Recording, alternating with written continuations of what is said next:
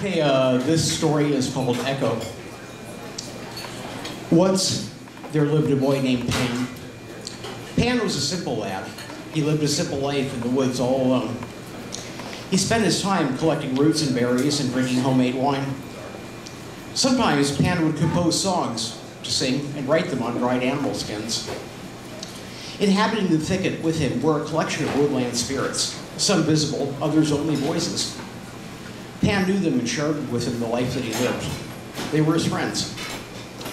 One day, Pan was going through old songs he'd written, musing on the history behind them.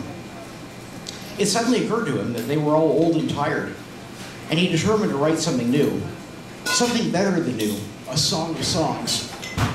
For this purpose, he would seek out the most beautiful spirit ever to walk the thicket. With her and for her, his song would come to life. Pan asked about her and learned that her name was Echo. So find her he would, and he would not give up until his masterpiece was written. Echo, the boy cried out in a voice that shook the very trees to their roots. Echo, came the reply from a grove not far off. Pan ran towards the sound of her voice as fast as he could, having learned she was notoriously hard to catch.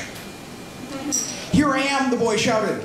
Here I am, Echo replied, this time from the hillside. Pan darted after her. Over the hills, past the thicket, through the rocks and stones, Pan chased the lovely Echo. Somehow, she always seemed to manage to stay just out of sight. He followed her all the way to the seashore.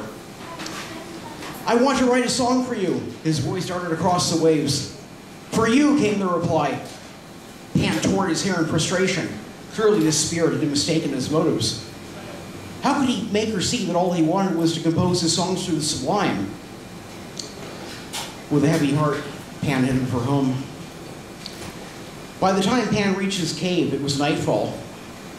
He dug into the remains of his fire with a stick, the embers catching the end of it on fire. For a few seconds, the flame cast two shadows on the wall of his dwelling. An intruder! Who's there? The boy shouted. Who's there? Replied Echo. Pan thought to himself, so this woodland spirit eludes me in the outside world, and yet has the audacity to follow me back here, and to tell me that she lives here as well. Perhaps something could come to this yet. He picked out a blank animal skin and a quill, and sat by the mouth of his cave, gesturing to the moonlit fields outside. Echo, I want to write a song to the whole world about my love for you. My love for you, Echo returned. Where should we begin, my love? At the beginning? Echo whispered in his ear.